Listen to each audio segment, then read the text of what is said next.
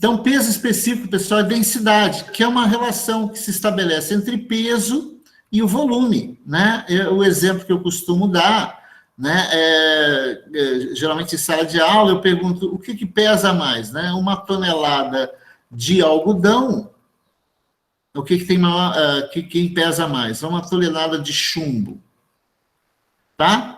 Se eu perguntar o que pesa mais, você já sabe que os dois pesam a mesma coisa, que ambos têm 1 tonelada. Porém, se você perguntar quem é mais denso, você vai ver que, por exemplo, para eu conseguir 1 tonelada de chumbo, eu vou precisar de uma quantidade relativamente pequena, enquanto de algodão vou precisar de um volume enorme para dar essa 1 tonelada, tá? Então, essa relação entre volume e massa, né, volume e peso, mas volume e massa é o que a gente chama de densidade, né? Por que, por exemplo, você vai para a praia, né, tomar um banho de praia, leva uma prancha de surf, uma prancha de isopor, por que ela flutua? É porque a relação dela entre o seu peso, ela tem um peso muito baixo e um volume grande. Então, essa relação da prancha, né, da prancha de surf lá, com a água faz com que ela flutue sobre a água e permite, inclusive, que você fique em cima dela, né?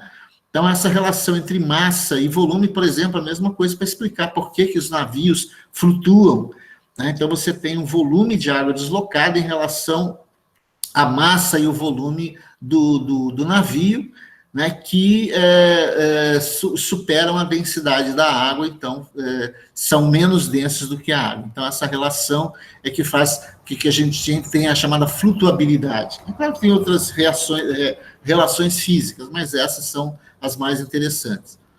Tá? Então, essa relação entre peso, né, e o volume é o que a gente chama de densidade. Então, tem alguns minerais que você pega uma quantidade pequena, mas você sente na mão que ele tem uma massa elevada. Então, ele apresenta uma densidade mais elevada. Ao mesmo tempo que você pega minerais grandes e eles se apresentam leves, né, uma massa menor. Né? Então, essa relação que a gente chama de densidade ou peso específico. É claro, pessoal, que os minerais metálicos são dos minerais que possuem elevada densidade. Então, chumbo, ferro, né? Então você tem, mesmo em pequenas quantidades, eles têm uma massa muito elevada. Então, eles possuem uma densidade maior.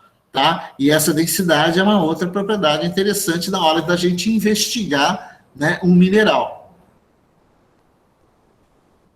A tenacidade é uma propriedade que não é muito comum, é mais difícil de ser percebida, mas é a resistência que o mineral oferece a tentar ser quebrado, a ser moído ou a ser dobrado. Tá? Então, você tem que, quando um mineral, você tenta quebrar ele é mais resistente, quando você tenta moer ele ou tenta dobrá-lo, né, essa vai me dar uma propriedade chamada tenacidade. Tá? Apenas para conhecimento de vocês, aqui tem, por exemplo, um mineral que é quebradiço, né, é aquele que se quebra ou pulveriza facilmente. Então, a gente chama de um mineral quebradiço. Né? O maleável é aquele que pode produzir lâminas ao ser martelado.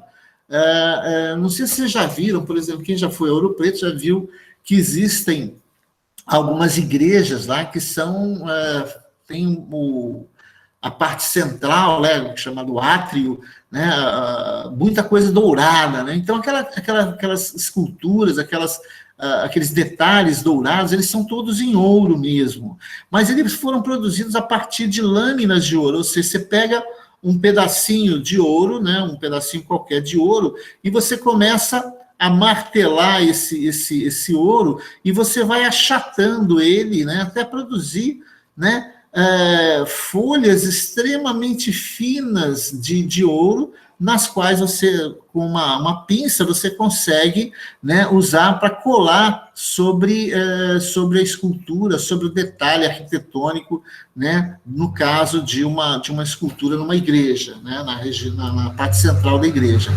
Tá? Então, não é a peça toda de ouro ali, você tem uma peça de madeira que está com uma cobertura, tem uma cobertura de ouro bem fininha. E o ouro é um mineral que é muito maleável, ele tem essa capacidade de você transformar ele em lâmina a partir da pancada. Então, você vai dando pancada, o Orives, que trabalha com ouro, ele vai só dando pancada, ou ele utiliza máquinas que vão, né, batendo, né, em cima e vão transformando aquilo numa folhinha de ouro. Inclusive, é usado, inclusive, hoje, até como alimento, em alguns pratos muito sofisticados, o pessoal usa folhas de ouro. Negócio idiota, mas tem gente que faz isso.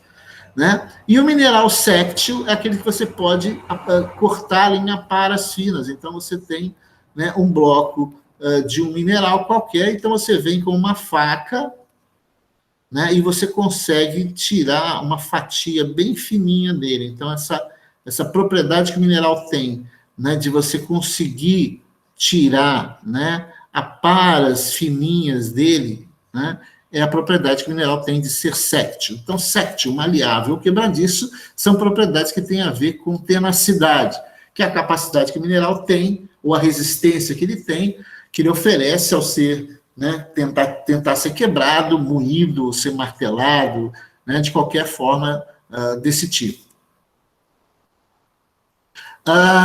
Outras propriedades aqui, dúctil, né, um mineral, né, consegue ser reduzido a fio, por exemplo, o cobre, né? O cobre você consegue reduzir ele a fios, assim como o ouro também, ou prata, né? Flexível, ele se dobra, mas não volta à forma original. E elástico, quando dobrado, ele retorna à posição original.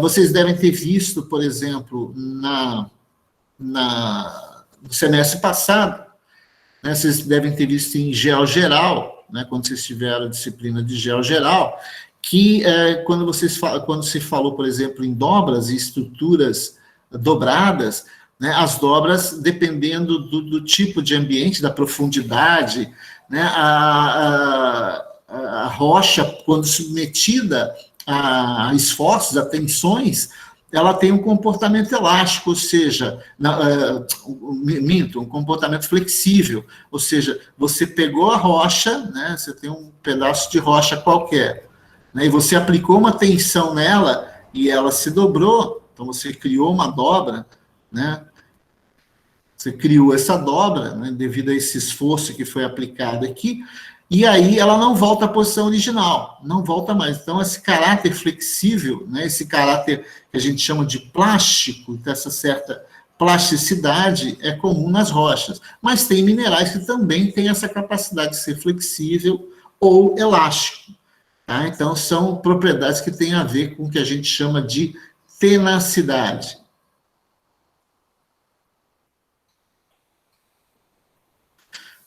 Outra propriedade que também essa é comum e geralmente os geólogos, técnicos de mineração, engenheiros de mina que trabalham no campo, geralmente eles carregam um pedaço de ímã. Tem até umas canetas que você compra, né, que ela tem uma ponta magnética.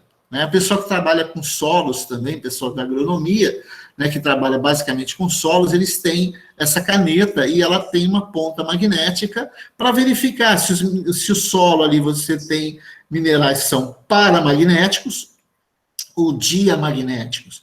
Então, qualquer mineral que é atraído fortemente pelo ímã, seja, por exemplo, uma magnetita, tá? Ela é paramagnética, porque ela é fortemente atraída por um ímã. E os diamagnéticos são todos os outros minerais que não são atraídos por ímãs. Geralmente são minerais dos grupos dos metais, né, dos metálicos, que são, né, paramagnéticos, são fortemente atraídos por um ímã. Então, isso é uma propriedade que a gente consegue também verificar em laboratório. Geralmente, todo laboratório tem um ímãzinho lá para a gente fazer um teste. Outra propriedade que é importante, principalmente para a identificação dos carbonatos, principalmente a calcita, né, que é um carbonato de cálcio, é a solubilidade em ácido clorídrico. Então, você leva, né, para o campo, né, um vidrinho, um potezinho que você pode fechar com tampa, né, porque você possa fechá-lo com tampa, e você, né, pingar algumas gotas sobre a rocha para ver se ela tem presença de carbonatos, porque ela vai ferver, né, igual a um sorrisal, né, devido à reação do carbonato com o hidrogênio do ácido, no caso do ácido clorídrico. Então, você tem essa efervescência, esse ferver, por causa desse contato com os carbonatos de cálcio. Então, geralmente para campo, além do canivete, né, que é ideal, né, além da lupa, para você tentar observar a presença de fraturas ou de clivagem, além do ímã, para você ver se o mineral é paramagnético, geralmente você também leva um pouquinho de ácido. Então, você já vê que a mochila do técnico de mineração, do geólogo que trabalha no campo, geralmente tem que ter esses equipamentos aí. No caso, quando a gente vai para o campo, geralmente o Bruno, que é o nosso chefe de laboratório, ele já prepara para cada grupo um kitzinho, né, desse aí para levar para o campo e para você fazer os testes, para você tentar identificar os minerais que estão presentes ali. E para fechar com chave de ouro a nossa lista, duas propriedades aqui que não dá para verificar em campo, essas já são propriedades mais complicadas, são propriedades elétricas, que a gente chama de piezoeletricidade e piroeletricidade. Piezo vem de pressão, tá? E piro vem de fogo, tá? Então, a piezoeletricidade é a propriedade que alguns minerais têm de gerar uma carga elétrica quando submetido a uma pressão. Tá? Então, você exerce uma pressão sobre o mineral e ele gera uma carga elétrica, ele gera uma tensão elétrica, tá? Por pressão. E tem, no caso de alguns minerais, que tem de gerarem um potencial elétrico quando aquecidos ou resfriados. Então, você pega um mineral qualquer e aquece ou resfria, e ele gera um campo elétrico, um potencial elétrico, tá? Então, é uma propriedade que não dá para fazer no campo, mas é uma propriedade típica de alguns minerais, só para conhecimento mesmo, mas não dá para fazer nem em laboratório. Isso aí envolve ciência de materiais, é uma propriedade mais complicada, mais difícil de ser percebida, né? Essa é uma propriedade mais difícil de ser percebida.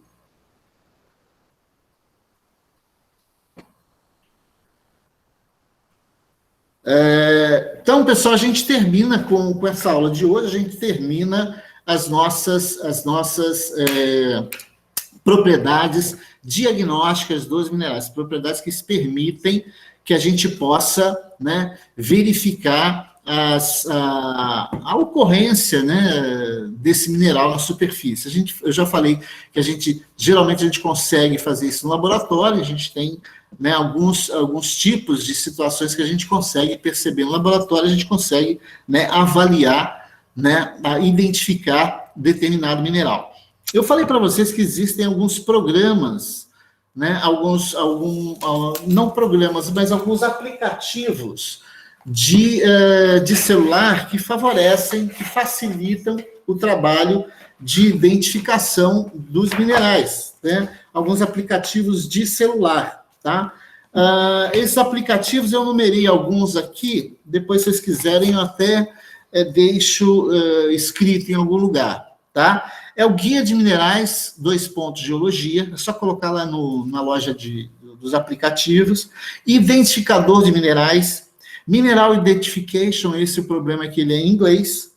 Chave para identificação de minerais, Guia de Minerais, Geology Toolkit, são alguns desses aplicativos de celular que auxiliam no processo de identificação de minerais. Eu tenho dois aqui que eu deixei, né, aberto aqui. Esse aqui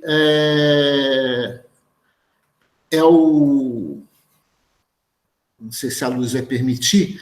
Esse é um deles, tá? Esse aqui é um deles. É o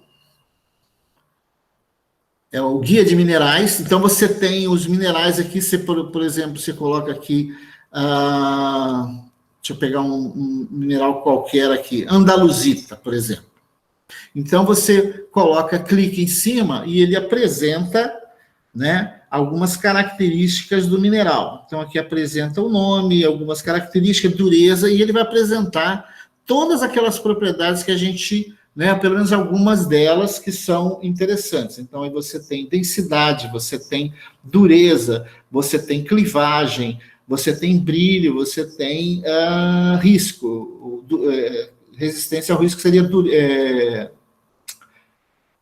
traço, né? Traço e cor. Risco seria traço, aí, porque acho que é português de Portugal.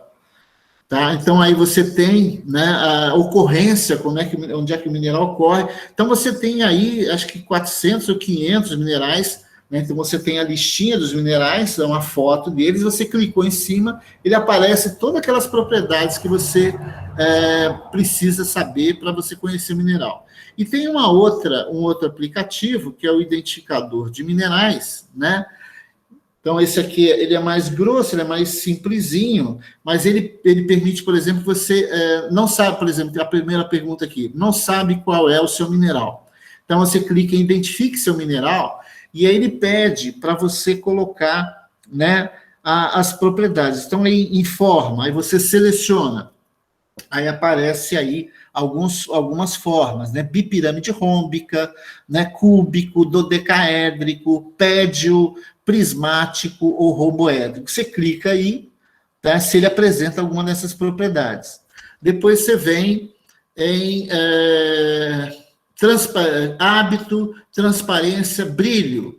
Aí você coloca lá um brilho. Ele tem brilho metálico, brilho perolado, brilho resinoso, sedoso, terroso, né, vítreo. Então você coloca aí, e aí todas as propriedades que tem aqui, deixa eu só colocar aqui as propriedades: forma, hábito, transparência, brilho, cor do traço, né, o traço só, clivagem, fratura, dureza e tenacidade. E depois você clica em mineral e ele vai te identificar se, né, o problema é que o grupo você tem que cadastrar, né? Então, a partir do momento que você vai gravando aqui, você cadastra, né? Então, você pode colocar como propriedade.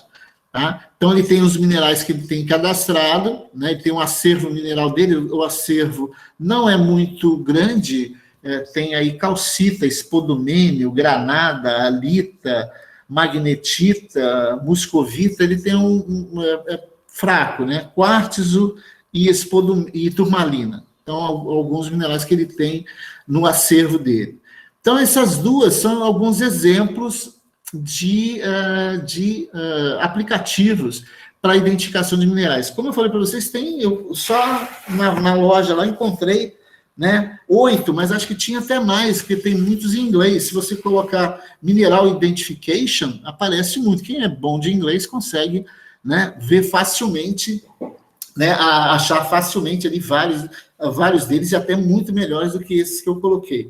Mas esse guia de minerais, ele é bom para você ter, né? Antigamente, os professores faziam com que a gente pegasse aí, tipo, 80 minerais, 100 minerais, e fizesse, né, a catalogação de todos eles, dureza, né? Então, você pegava aqui, por exemplo, uma adanita, né, e você colocava lá qual era a fórmula química, e aí você tinha que colocar densidade, você tinha que pesquisar em livros, né? E hoje a gente tem, na palma das mãos, a gente tem aí uma enciclopédia de minerais. Então, só que não deu para contar tudo, mas é uma quantidade imensa. Eu acredito que tem mais de 500 minerais aqui, de A até Z. Então, você tem uma variedade imensa. Os nomes estão em português de Portugal, porque, se eu não me engano, esse site foi produzido lá, ou a partir do inglês. Então, aí não aparece ITA no fim, né? Aparece sempre IT. Tá? Importante que aqui no Brasil todos os minerais terminam com ITA, né? E todas as rochas terminam com ito. Então, se tiver alguma coisa com ito no final, granito, dacito, grano de orito, então ito no final se refere a rocha, e ita se refere a minerais. Tá? É importante que fique bem claro a separação entre essas duas formas, né? Os minerais e as rochas. Lembrando que os minerais são agregados de elementos químicos, enquanto as rochas são agregados de minerais, tá?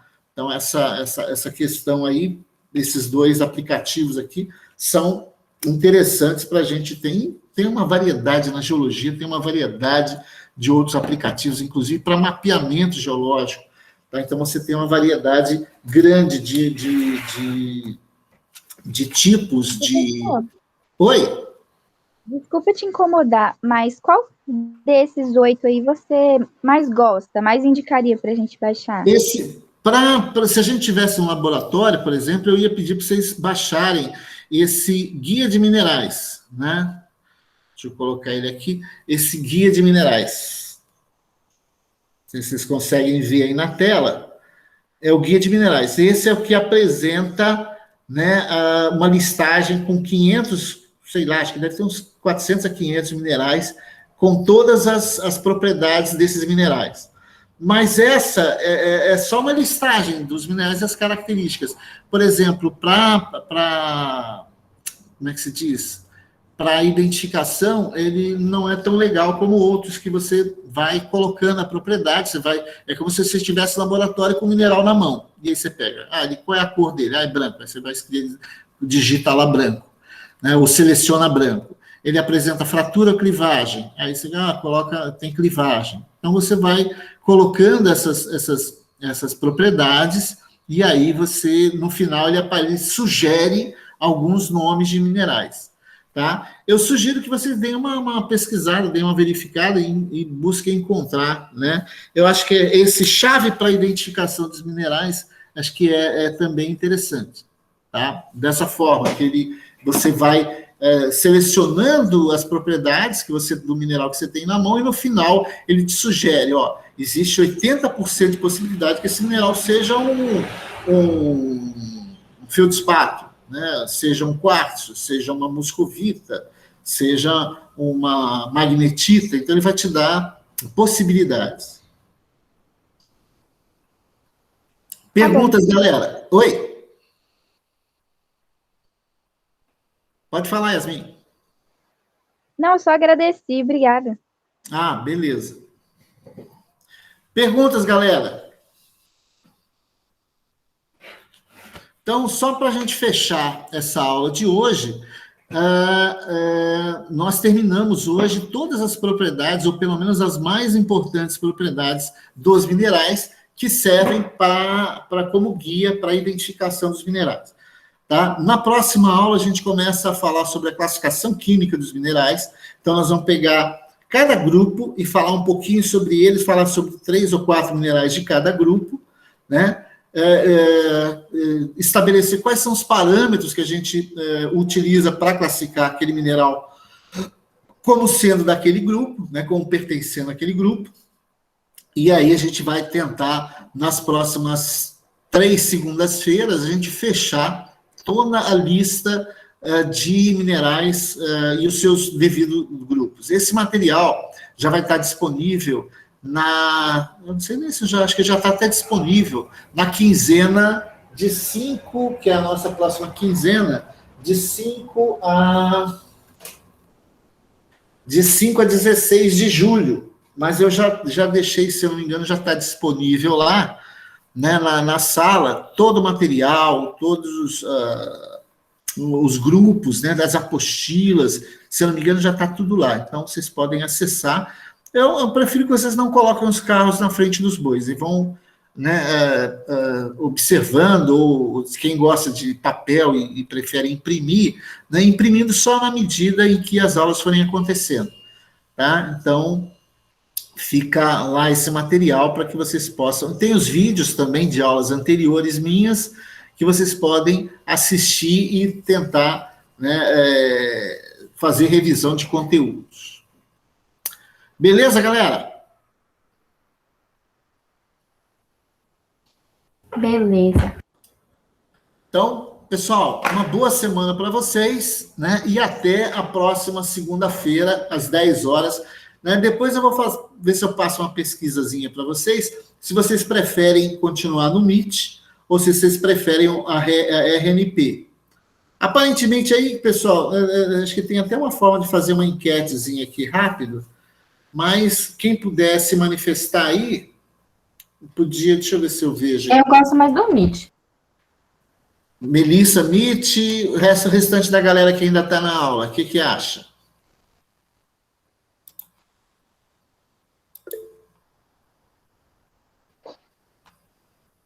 E o Meet. E trava menos. Trava menos, né? Yasmin, você está de São Gabriel da Palha. Melhorou aí em relação a RNP de travamento?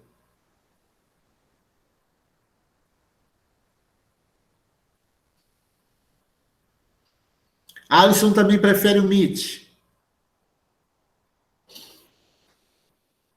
Então, pessoal, vamos fazer o seguinte, vamos manter o Meet aí na próxima aula, a gente continua no Meet. A única coisa que eu não aprendi ainda a fazer é como colocar o Meet no YouTube, né? Dá para você, eu sei que dá para gente, eu vou depois, apesar de eu não ter gravado a aula toda, mas ela fica gravada e ela vai para o meu Google Drive, do Google Drive, eu consigo jogar na nossa plataforma Moodle, mas eu não consigo jogar ela para o YouTube, ou pelo menos eu não aprendi ainda como é que faz, mas eu sou novo ainda, aprendo. Talvez você salvando o vídeo e postando no canal, não? Isso. Ele... Não dá para colocar no YouTube, mas dá para colocar na plataforma do Moodle. Fica lá na sala, no Ava, vai estar disponível. Ah, tá ótimo, então. Beleza, galera? Uma boa semana para vocês, tá? Não deixem de fazer as atividades, mantenham tudo em dia, tá? E eu acredito que esse vai ser o último mês. Chute meu, tá? Chute meu. Tem nada a ver, mas eu acho que vai ser o último mês de atividade não presencial. Acho que a gente deve voltar em agosto já com alguma coisa, né, presencial, tá? Obrigado você pela assistência, Lívia. Obrigadão. Então, uma boa Tchau, semana a professor. todos. Obrigada pela aula igualmente. Obrigadão. Tchau, professor. Até segunda. Até segunda.